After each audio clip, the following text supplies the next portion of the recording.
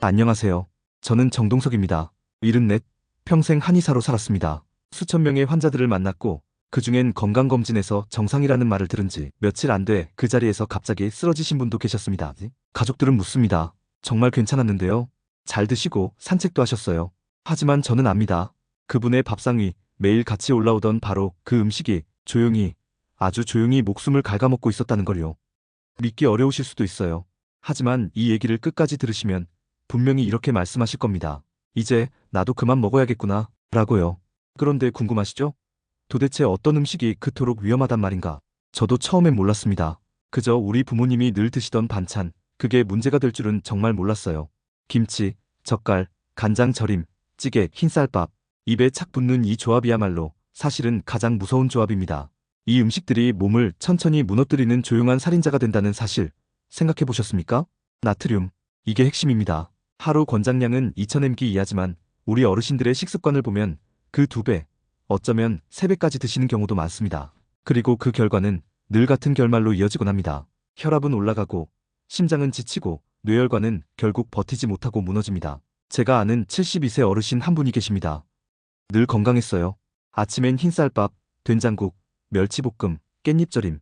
보기엔 정갈하고 건강한 식사였죠. 그런데 어느 날 갑자기 말이 잘 안 나오고 손이 떨렸습니다. 병원에선 경미한 뇌경색이라고 했죠. 하지만 저는 알고 있었습니다. 매일같이 드시던 그 짠 반찬들이 문제였다는 걸요. 이쯤에서 궁금하실 겁니다. 예전에도 이런 음식 먹었는데 괜찮았는데? 맞습니다. 젊었을 땐 괜찮았습니다. 그런데 왜 나이 들수록 같은 음식을 먹고도 병이 생기는 걸까요? 지금부터 그 이유 정확히 알려드리겠습니다. 나이가 들수록 같은 음식을 먹어도 몸의 반응은 달라집니다. 이건 절대 제 개인적인 생각이 아닙니다. 40년 한의사 생활 동안 저는 똑같은 김치 한 조각이 40대와 70대에게 다르게 작용한다는 걸 수도 없이 봐왔어요. 신장 기능은 나이가 들수록 떨어집니다.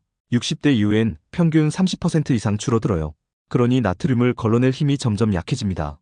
그게 몸 안에 쌓이고 부종이 생기고 고혈압이 오고 결국 심장까지 지칩니다. 혈관은요?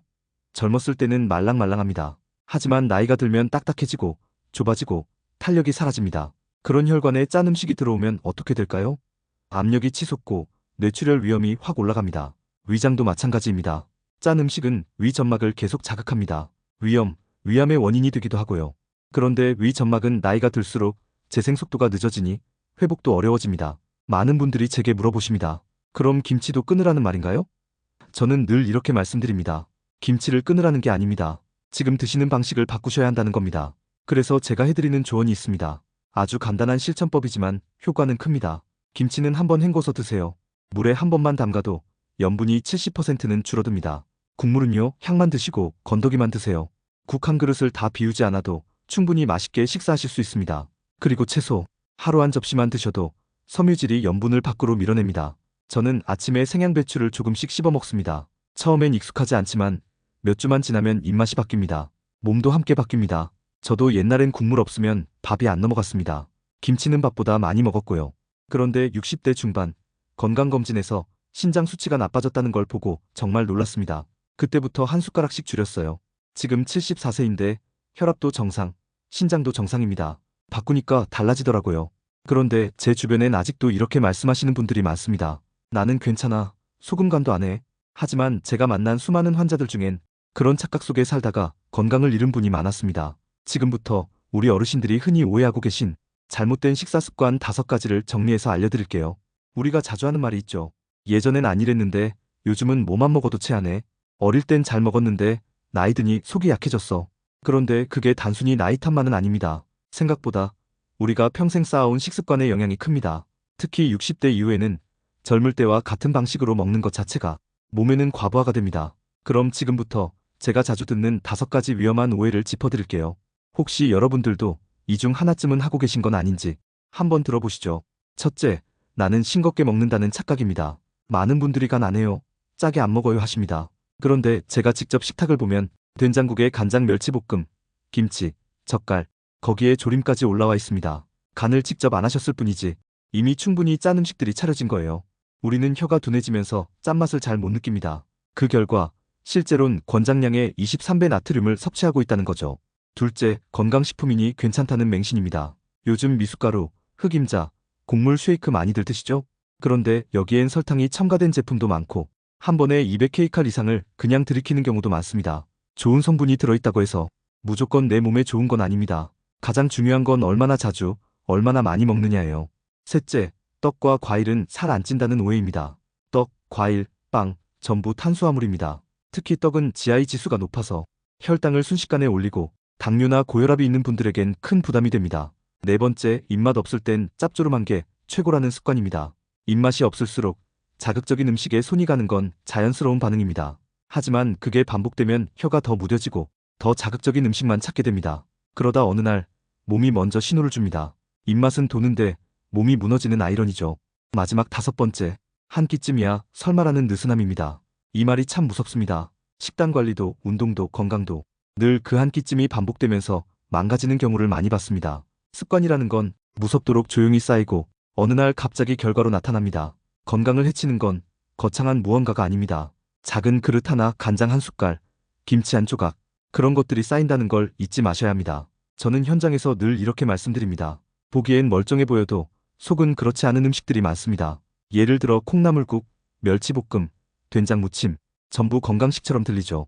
하지만 자세히 들여다보면 이 음식들이 생각보다 짜고 숨은 나트륨 덩어리인 경우가 많습니다. 멸치볶음엔 이미 간장이 들어가고 된장무침은 된장과 고추장, 다진 마늘이 들어가죠.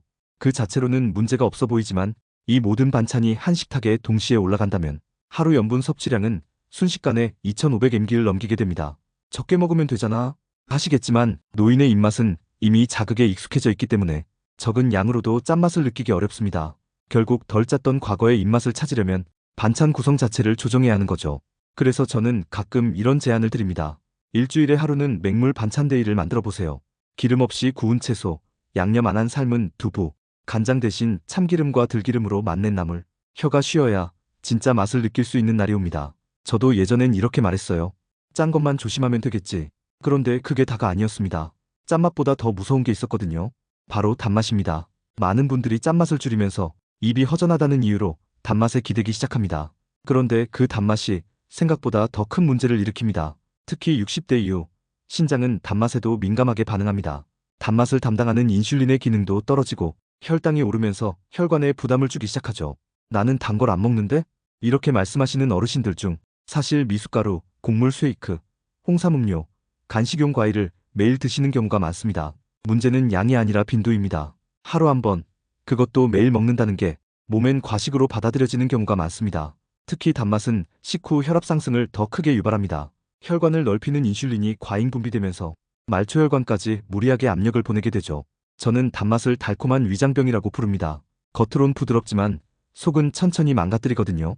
그래서 저는 이렇게 권합니다. 단 걸 끊지 마시고 시기와 방식을 바꾸세요. 아침 공복에는 미숫가루보다 미지근한 물을, 오후 출출할 땐 사과 반 개만, 홍삼은 식사 후 바로 말고 최소 1시간 후에. 이 작은 시간 차이 하나가 몸 안에서는 큰 차이를 만들어냅니다. 여기까지 들으신 분 중엔 이런 생각하시는 분도 계실 거예요. 나는 약도 먹고 있고 혈압도 잘 관리되는데 뭐. 하지만 바로 그런 분들이 식단 조절을 더 신경 써야 합니다. 왜일까요? 혈압약, 당뇨약, 콜레스테롤약, 다 몸의 기능을 대신해주는 약이죠. 다시 말하면 이미 우리 몸은 스스로 조절하는 힘을 잃었다는 뜻입니다. 그런 상태에서 짠 음식을 먹거나 단 음식을 계속 먹게 되면 약은 쉬지 못하고 계속 무리하게 작동해야 합니다. 결국 약이 듣지 않는 시점이 옵니다. 제가 진료실에서 자주 듣는 말이 있습니다. 약이 예전 같지가 않아요. 그런데 그분들의 식단을 보면 짠 국물, 과일, 흑임자, 영양제, 보양식이 매일 조금씩 계속 쌓이고 있더군요. 건강기능식품을 먹으면서 평소 식단을 조심하지 않으면 그건 건강을 위한 게 아니라 몸에 이중부담이 됩니다. 약을 드시고 계신 어르신일수록 식단은 더 단순하고 더 순해야 합니다. 약이 몸을 돕는 게 아니라 몸이 약을 도와야 하거든요. 그래서 저는 늘 이렇게 말씀드립니다. 약보다 먼저 바꿔야 할 건 숟가락입니다. 여기까지 들으셨다면 아마도 한 번쯤 이렇게 생각하셨을 겁니다. 그래, 말은 맞는데 내가 당장 뭘 바꿔야 할까? 그래서 제가 아주 간단한 한 끼 실천 식단을 알려드리겠습니다. 첫 번째, 국물 없는 밥상. 오늘 저녁 국 대신 물 한 잔을 준비해보세요. 김치 대신 헹군 나물 무침 하나, 생선 한 토막, 그리고 삶은 브로콜리. 두 번째, 세 가지 반찬이야.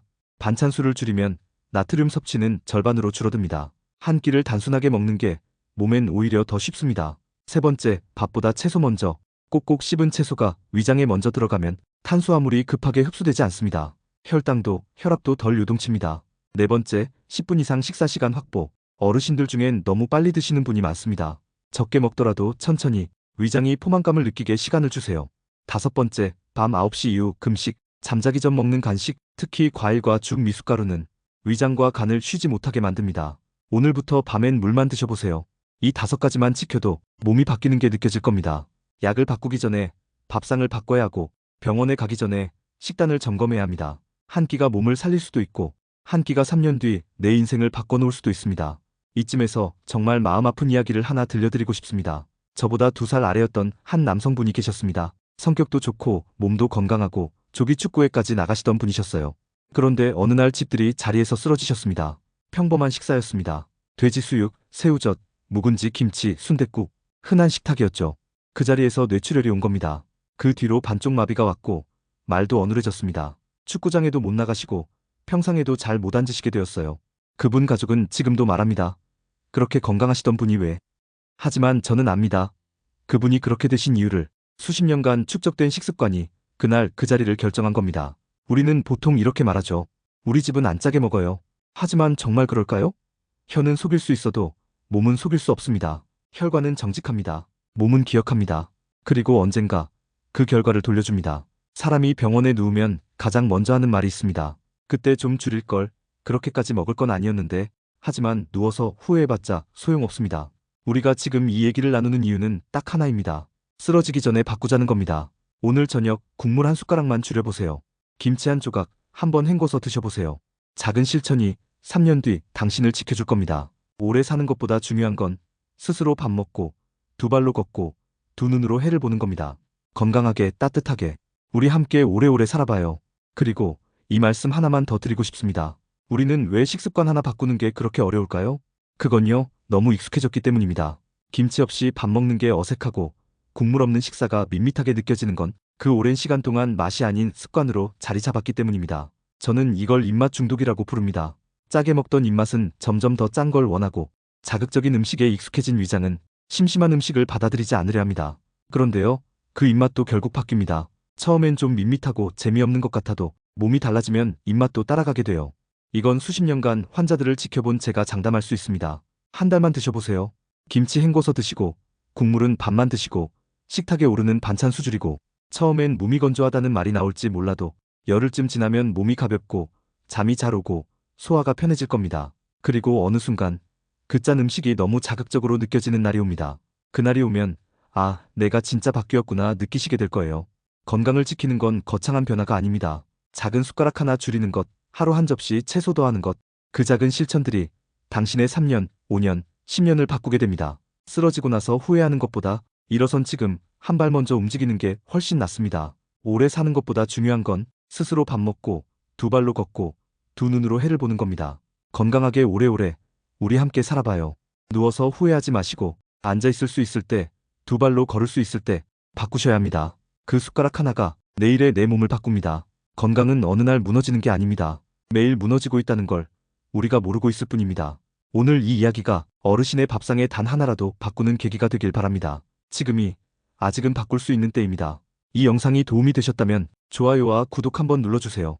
다음엔 더 실제적이고 더 필요한 이야기로 찾아뵙겠습니다. 지금까지 여러분들이 잠시 쉬어갈 수 있는 지혜가 머문 자리였습니다. 감사합니다.